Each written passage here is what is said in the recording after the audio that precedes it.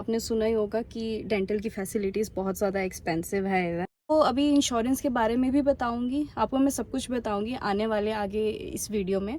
मैं आपको सब कुछ बताऊंगी कि क्या इंश्योरेंस रहती है, क्या चीज़ें इंश्योरेंस में। उनके लिए कहना चाहूँगी जो स्टूडेंट्स यहाँ पे आने वाले हैं या जो बाहर से पीआर लेके इंडिया आ रहे हैं, तो उनको ये क्यों हुआ है कि करण को रूट कैनाल करवाना पड़ा है। हमें काफ़ी लोगों ने सजेस्ट किया था कि आप लोग इंडिया जाओ और वहीं से ही करवा के, और हम वहाँ क्यों नहीं गए तो वो भी मैं आपको अपकमिंग वीडियो में बताऊंगी।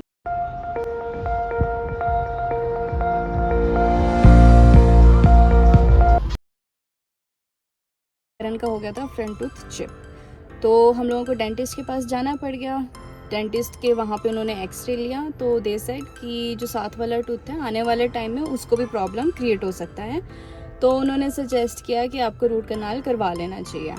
तो करण ने रूट कैनाल करवा लिया और ये सब आई थिंक आप मानोगे नहीं, बट अगर मैं इंडियन रुपीज़ के बारे में बात करूँ तो ये 1 लाख के आसपास का सारा खर्चा आया है। More than I think 1 lakh के आसपास का ये सारा खर्चा आया है डेंटिस्ट का, सिर्फ और सिर्फ रूट कैनाल का। बट हमारे केस में एक चीज़ अच्छी थी कि करण के पास इंश्योरेंस थी, कंपनी इंश्योरेंस थी। तो जो अब देखो इंश्योरेंस भी अलग तरीके की होती है। अब कोई कंपनी आपको 100% इंश्योरेंस देती है, कई कंपनी आपको 80% इंश्योरेंस देती है। इंश्योरेंस थी वो थी 80% कंपनी की इंश्योरेंस। तो हमारे लिए ये चीज़ एक बेनिफिट था कि चलो वी हैव इंश्योरेंस, पर ये चीज़ सबके पास भी नहीं होती है।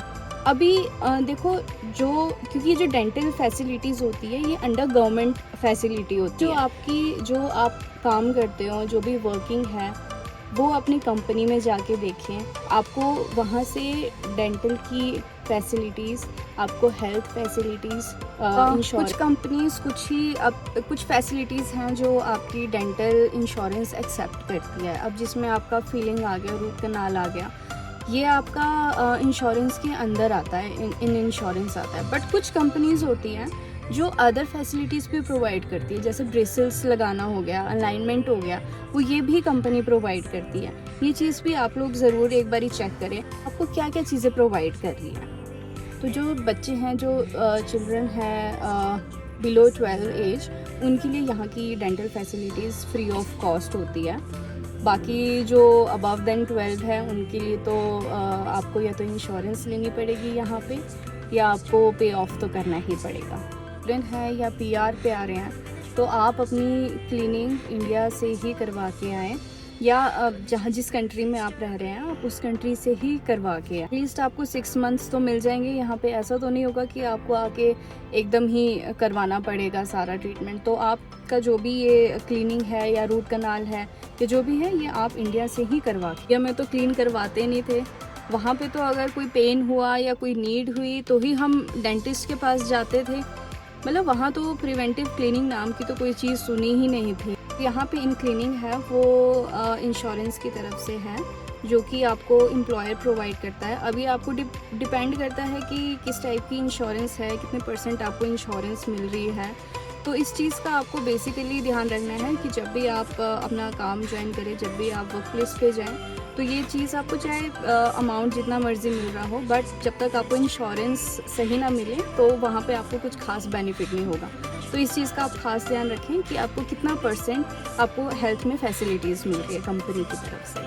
हम लोगों को काफ़ी लोगों ने यही सजेस्ट किया फिर कि इंडिया जाओ और इंडिया जाके ही ट्रीटमेंट करवाओ। बट अभी हमें एक ये दिक्कत आ रही कि सीज़न स्टार्ट हो चुका था ऑफिस में, और उनको ऑफ मिलना बहुत ही ज़्यादा मुश्किल था। ऑफ अब एकदम फ्रीक्वेंट तो नहीं ले सकता इंसान, जब कोई इमरजेंसी टिकट लो फिर वहाँ इंडिया जाओ और खर्चा और ही ज़्यादा बढ़ जाता। तो हमने सोचा कि यहीं ट्रीटमेंट, कोई प्रॉब्लम आती है टूथ में या कोई भी पेन शो होता है या कुछ भी है, तो एटलीस्ट हम डॉक्टर के पास एकदम फ्रीक्वेंट रीच तो कर सकते हैं यहाँ पे। तो इसलिए हमने ये डिसाइड किया कि हम यहीं ट्रीटमेंट करवाएंगे। मैं यही बोलना चाहूँगी, take care of your teeth, 2 time brush करें, अच्छे से फ्लॉस करें, अपने दांतों का अच्छे से ख्याल रखें एंड कीप स्माइलिंग।